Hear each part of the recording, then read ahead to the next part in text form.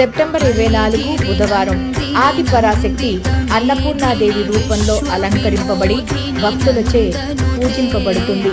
అన్నపూర్ణాదేవి ఆహారం మరియు పోషణకు అధిదేవత.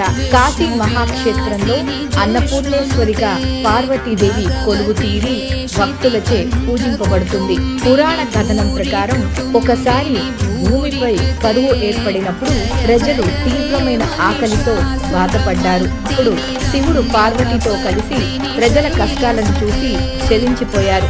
శివుడు ప్రజలకు ఆహారం అందించడానికి భిక్షువు రూపంలో అన్నపూర్ణాదేవి వద్దకు వెళ్తాడు. పార్వతీదేవి అన్నపూర్ణ రూపంలో తన భర్తను గుర్తుపట్టి శివునికి భిక్షను అందిస్తుంది. అప్పటి నుండి పార్వతీదేవి అన్నపూర్ణాదేవిగా, శివుడు కాశీ విశ్వనాథుడిగా పూజలందుకుంటున్నారు. దేవి భాగవతంలో అన్నపూర్ణాదేవిని కాంచీపురం